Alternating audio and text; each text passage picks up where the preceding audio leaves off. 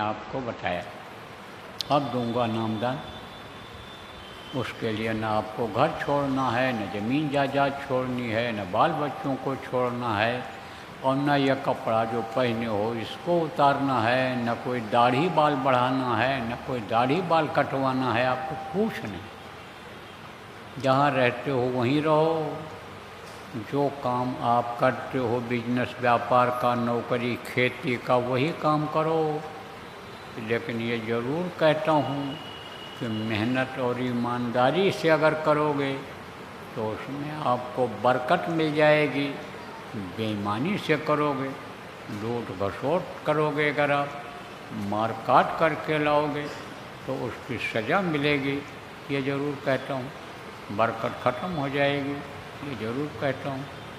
कोई काम करना चाहते हो आप, बच्चे लोगों के लिए पहले लोग पूछा करते थे, अब भी बहुत से लोग पूछ बैठते हैं, लेकिन अब संख्या बहुत हो गई, कहाँ तक बता पाऊँगा। तो मंच से ही बता देता हूँ कि बच्चों, जवानों, कोई भी बिजनेस व्यापार करना चाहते हो सीख करके करना, और अकेले करना। पार्टनर बना लेते हो, झगड़ा हो जाता है, एक न एक दिन होता ही होता है, बंटवारा में झगड़ा हो जाता है, नुकसान उठाना पड़ता है। और आजकल तो बेईमान पार्टनर मिल जाते, सब हड़प कर लेते हैं। अकेले करना, ये सब करो। लड़का लड़की का शादी ब्याह समय से देख के अपने हिसाब से कर दो। बच्चे का नाम रख दो जो आपको पसंद आवे। आप समझो घर बना लो अगर आपको बनाना है, ज़मीन जायदाद ले लो, लेकिन कागज़ ज़रूर देख लेना। मकान लेना तो नया लेना, ज़मीन जायदाद झगड़े की मत लेना। सरकारी ज़मीनों को लोग बेच देते हैं धोखा दे करके, पता लगा लेना तब ज़मीन खरीदनी। यह सब बात बताता रहता हूँ, सारी बात बताता हूँ। बराबर जब सत्संग सुनोगे आप, आते जाते रहोगे, यूट्यूब पर बहुत से सत्संग पड़े हैं, उसको सुनोगे तो सब समझ में आ जाए। तो आपको मोटी बात समझो, कोई ज़्यादा इसमें कुछ नहीं करना है, कोई ज़्यादा त्याग तपस्या की ज़रूरत नहीं है। शरीर को इसमें जलाने का, गलाने का, शरीर को दुख देने का काम इसमें है ही नहीं। बहुत आसान है, आराम से बैठ करके करना रहता है। कभी भी कर लो, कहीं भी कर लो, किसी भी हालत में कर लो, छूट रहती है। यह ज़रूर कहता हूँ कि 24 घंटे के समय में आप 23 यानी आप जो 24 घंटे के समय में 21 घंटा अपने काम के लिए करो, शरीर के लिए, बच्चों के लिए करो, लेकिन 3 घंटे का समय आप दिन भर में मिला करके अपने आत्मा के कल्याण के लिए निकाल दिया करो। अब थोड़ा सा परहेज बताऊंगा, नहीं तो दवा नहीं फ़ायदा करेगी। परहेज कहते हैं ना कि न 100 दवाई और न एक परहेज, ये कहावत है और सही बात भी है। परहेज के साथ जो दवा खाता है, डॉक्टर वैद्य जो बता दे उसके अनुसार अगर दवा खाता है तो जल्दी आराम मिल जाता है। तो परहेज क्या करना रहेगा, तकलीफ़ कैसे दूर होगी। जब परहेज करोगे, भजन करोगे, तो परहेज क्या करना रहेगा, मांस नहीं खाना है, किसी भी पशु का हो या पक्षी का हो। मछली नहीं खाना है, अंडा नहीं खाना है, इससे हत्या होती है और पाप लगता है हत्या का। इससे खून डैमेज होता है और बीमारियां बढ़ती हैं। दवा से भी नहीं ठीक होता है। कर्म जब आ जाते हैं तो कट नहीं पाते हैं, तो बराबर तकलीफ बनी रहती है। दवा भी आदमी खाता रहता है लेकिन तकलीफ नहीं जाती है। इसलिए जब से मांसाहार देखो बढ़ा है, तब से देखो बीमारियां बहुत बढ़ गई। अंडा जब से ज़्यादा लोग खाने लग गए, तब से और दुबले होते चले जा रहे हैं, ताकत ख़त्म होती चली जा रही है। मछली को लोग कहते हैं ताकतवर है, खाने पीने लगे तब से और कमज़ोर होते जा रहे हैं, रोग होता जा रहा है। तो ये चीज़ें, गंदी चीज़ों को मत खाना। मानो ये मंदिर है, इसके अंदर डाल करके इसको गंदा मत करना, नहीं तो उसको भी कोई भी पूजा करोगे, कोई भी उपासना करोगे, भगवान को याद करोगे, वो सुनने वाले नहीं हैं और न वो दया देने वाले हैं। इसीलिए देखो इतना पूजा पाठ हो रहा है, इतना हवन लोग कर रहे हैं, इतना जप कर रहे हैं, इतना अनुष्ठान कर रहे हैं, इतना देखो कथा भागवत हो रहा है, लेकिन तकलीफ़ें जा रही हैं? नहीं जा रही हैं। और भी परेशानी बढ़ती चली जा रही है, मानसिक टेंशन बढ़ता चला जा रहा है, घर की परिस्थिति खराब होती जा रही, भाई भाई के खून का प्यासा हो रहा है, पिता पुत्र के खून के प्यासे हो रहे हैं। और जब से ये शराब और ये नशा बढ़ा, तब से बच्चों की, नौजवानों की तो ज़िंदगी बर्बाद होती जा रही है। वो तो कुछ करने लायक नहीं रह जा रहे हैं, वो तो नशे में पड़े रहते हैं। और समझो कि पानी भरने के लिए जाते नल पर ही गिर जाते हैं, बाज़ार में सामान खरीदने के लिए गए वहीं गिर जाते हैं, दफ्तर में उनको कोई कौन अन्य जगह देगा, नौकरी देगा, कौन से व्यापार में वो तरक्की करेंगे। इसलिए ये कहता हूँ भाई बच्चों का ध्यान रखो। अब जब बाप नशा करेगा, परिवार का कोई मुखिया नशा करेगा, तो उसकी आदत बच्चों की बनेगी कि नहीं बनेगी? क्योंकि बच्चे और बंदर ये बहुत नकल करते हैं। इसलिए कहा यानी बांदर बालक एक स्वभाव के होते हैं, तो बच्चे नकल करते हैं। अच्छे परिवार के बच्चे अच्छाई की नकल करते हैं, अच्छे बन जाते हैं, और खराब परिवार के बच्चे ज़्यादातर अपराध की दुनिया में ही चले जाते हैं। इसलिए भैया नशा अगर कोई करते हो तो आज यहीं छोड़ करके चले जाओ। ये जो गंदगी और अपराध की प्रवृत्ति है, इसको समझ लो कि बाबा को हमने दक्षिणा में दे दिया। दक्षिणा में आपसे कोई ज़मीन जायदाद मांगते हैं? कुछ नहीं, रुपया पैसा भी मांगता नहीं, ज़बरदस्ती झोली में लोग डाल देते हैं, गाड़ी में फेंक देते हैं, मांगता नहीं। क्या मांगूंगा? अरे जो पैदा होने के पहले माँ के स्तन में दूध भर देता है, देता तो वो है। और हमारे तो समर्थ गुरु हैं, वो तो कल हमको किसी चीज़ की ज़रूरत हो तो आज हाजिर कर देते हैं, इतना हमको विश्वास है। एक चीज़ की हमको ज़रूरत हो, उसकी जगह 2-2, 3-3, 4-4 चीज़ें आ जाती हैं, तो हमको आपसे और क्या मांगना है? हम तो बस आपसे यही कहते हैं कि थोड़ी सी प्रेम की जगह दिल में बना लेना, और जो मैं कह रहा हूँ इसका पालन करना। हमको तो आपके आत्मा से प्रेम है कि आपकी आत्मा न फंसने पावे नरक 84 में न चली जाए, ये प्रभु के पास पहुँच जाए जहाँ की अंश है ये। तो आप मांस मत खाना, मछली मत खाना, अंडा मत खाना, शराब मत पीना, और शराब जैसे नशे तेज का सेवन मत करना। और भी गोलियां हैं, और भी चीज़ें हैं नशे की, उनका इस्तेमाल आप मत करना कि जिससे होश में न रह जाओ, वो चीज़ आप मत खाना पीना। माँ बहन बहू बेटी की पहचान न हो पावे आपको, सब औरत ही अपनी दिखाई पड़े, अपनी ही पत्नी दिखाई पड़े, ऐसे नशे का सेवन आप मत करना। बाकी आप आज़ाद हो। अरे हजम कर सको तो 4 रोटी की जगह 40 रोटी खा लो। कोई मना कर रहा है? नहीं मना कर रहा हूँ, लेकिन हाजमा कमज़ोर हो, बुढ़े लोग जो बैठे हो, वो 1 रोटी का भोग रख करके खाया करो। कम खाओगे, गम खाओगे, हमेशा सुखी रहोगे। तो आपको देता हूँ नामदान, बैठो। पुराने लोग दोहरा लो और नए लोग आप नामदान ले लो। ये अनमोल चीज़ है, ये रुपया पैसा धन दौलत से खरीदी जाने वाली चीज़ नहीं है। ये तो जितने भी महात्मा आए सब अपनी मौज से लोगों को दिए हैं, और 4-4 जन्म हो गया है पार होने में लोगों। एक जन्म में खाली गुरु भक्ति कराते थे, सेवा कराते थे, दूसरा जन्म जब जीव लेता था तब ये नाम देते थे। और यहाँ तो घर घर लुटाया जा रहा है, किया जा रहा है, बहुत लुटाया गया, लेकिन उसका जब देखा गया फ़ायदा उतना नहीं हो पा रहा है, लोगों को नहीं ले पा रहे हैं, उसको बेकार जा रहा, तब ये सब साधना शिविर और सब लगवा करके और फ़ायदा दिलाने के लिए अब कोशिश किया जा रहा है। तो बैठो, मारो पालतू, पुराने लोग दोहरा लो और नए लोग नामदान ले लो।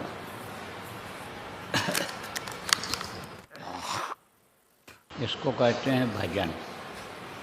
इसी तरह से भजन बराबर सब लोग करते रहिएगा। भजन से तकलीफ़ें जाएंगी। जो लोग पहले कुछ पूछे थे आप लोग तकलीफ़ के बारे में,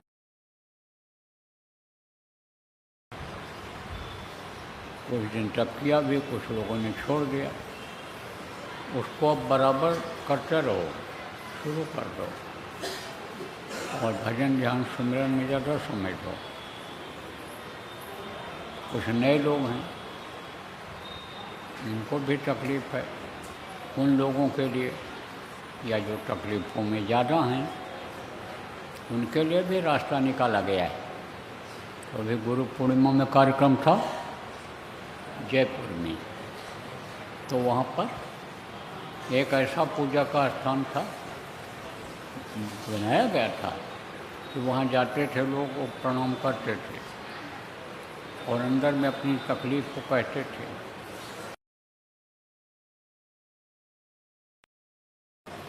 ऊंचा झंडा लगा हुआ था, वही झंडा देखकर जो पहुंच जाते थे, बता दिया गया था मन से, और वहाँ प्रणाम करते थे, अंदर में अपनी बात कहते थे। तो 2 आना से लेकर के और 16 आना तक बहुत लोगों को फ़ायदा हुआ है। आप खोजोगे तो इसी में मिल जाएंगे। जिसका जितना श्रद्धा और विश्वास था उसको सब का फायदा हुआ। तो अब जब कोई कार्यक्रम इस तरह का होगा, जैसे बड़े बड़े कार्यक्रम होते हैं, रक्षाबंधन का कार्यक्रम, जन्माष्टमी का कार्यक्रम, शरद पूर्णिमा का कार्यक्रम, कार्तिक पूर्णिमा का कार्यक्रम, इन कार्यक्रमों में भीड़ ज़्यादा हो जाती है, ज़्यादा लोग आ जाते हैं। इसको अपने संगत का समझो कि राष्ट्रीय पर्व मान लेते हैं। पूरे राष्ट्र के लोगों का इससे हो जाता है। त्रयोदशी को भी लोग जो है ध्यान भजन करते हैं, भंडारा करते हैं, पूर्णिमा को भी करते हैं।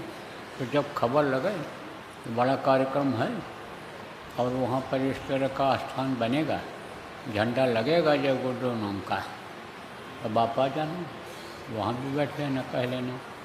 लेकिन भजन ध्यान सुमिरन अगर करते रहोगे तो फिर कोई चीज़ की ज़रूरत नहीं रह जाएगी। 100 मर्जों की एक दवाई, सुमिरन ध्यान भजन करो मेरे भाई। सुमिरन ध्यान भजन करोगे तो इससे तकलीफ़ें धीरे धीरे कम होती जाएंगी। और मैं तो अभी मिलूँगा आपसे, क्योंकि आप लोग बगैर मिले जाओगे नहीं, आदत बन गई आपकी। लेकिन भीड़ ज़्यादा है तो ऐसे सबसे कैसे मिलेंगे? तो हम तरीका आपको बताते हैं। जो नए लोग आप आए हो और जिनको नामदान समझना है, वो लोग तो इधर की तरफ आगे की तरफ बैठ जाओ जगह जगह पर, और आप पुराने लोग बैठ जाओ और उनको समझा दो, और उनको बच्चियों को समझा दो, इनको आप लोग समझा दो। और जो पुराने लोग हो मिलना चाहते हो, वो इधर ऐसे लंबी लाइन लगाओ और बीच में निकलने की कम से कम 7-8 फुट जगह रखो हमको। हमारा पैर कोई मत छूना। और अब कोई बात कहने की भी ज़रूरत नहीं है, कुछ पूछने की भी ज़रूरत नहीं है। अब तो बस खाली भजन करो और गलती मत करो। और अपनी अपनी जो गलती कर बैठे हो शरीर से, मन से, धन से, उसके लिए आज गुरु महाराज से हमारे क्षमा मांगो। बाकी तो और कुछ नहीं। तो हम मिल तो लेंगे आपसे, आ जाएंगे आपके बीच में, नज़दीक से देख लेंगे आपको, लेकिन पैर कोई मत छूना। तो अभी मैं एक प्रार्थना बोलूँगा, उसके बाद में ये कार्यक्रम संपन्न हो जाएगा। और फिर आप लोग ऐसे ही करना। जो नए लोग हो यहीं पर बैठ जाना, और पुराने लोग हो वो आप इधर बैठते जाना, मिल लेंगे। नए लोग मिलना चाहेंगे तो उनसे बाद में मिल लेंगे। तो बोलो जय गुरुदेव, जय गुरुदेव, जय गुरुदेव, जय गुरुदेव नाम किसका, जय गुरुदेव नाम किसका, प्रभु का पावन नाम,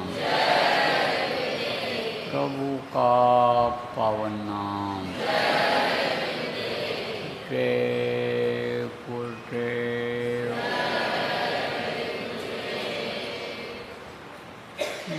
मेरे प्यारे गुरु दातार,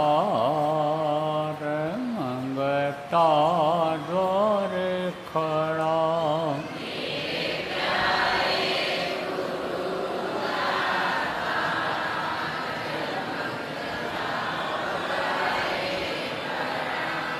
मेरा पुकार पुकार, निहर कर देखो जरा।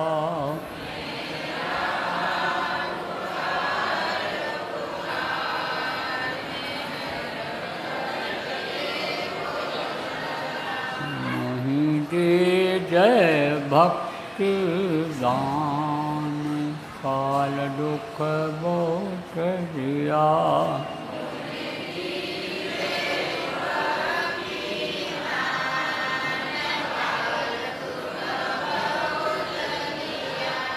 मेरी तड़प उठी अमान, तरस को तरस रहा।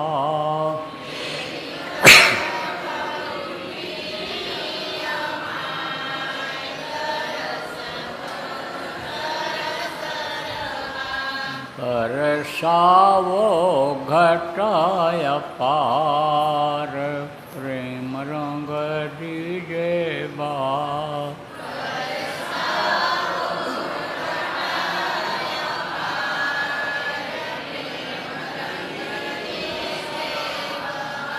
सुरति भी गए अमीर सधार, तन मन होवे हरा।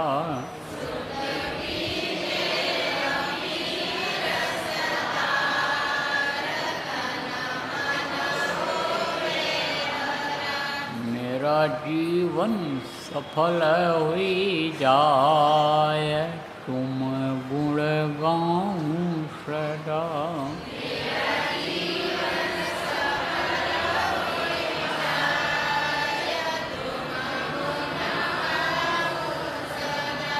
मैं नीचय अधम नाकार, तुम्हारे द्वारे पड़ा।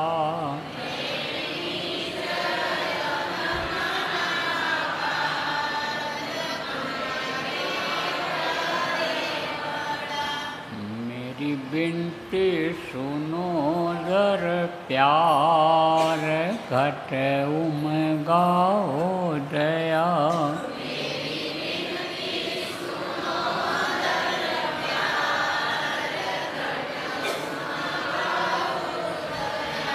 स्वामी जी पिता हमार, जल्दी पार किया।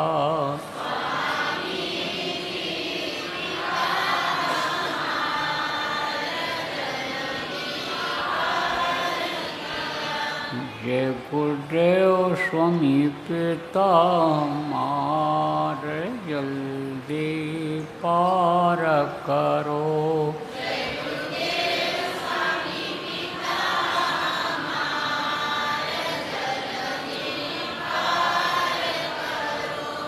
मेरे प्यारे गुरु दातार,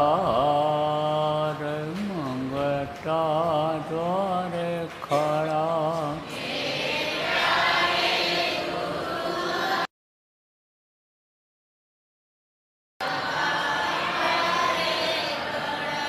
मैं रहा पुकार पुकार, निहर कर देखो जरा।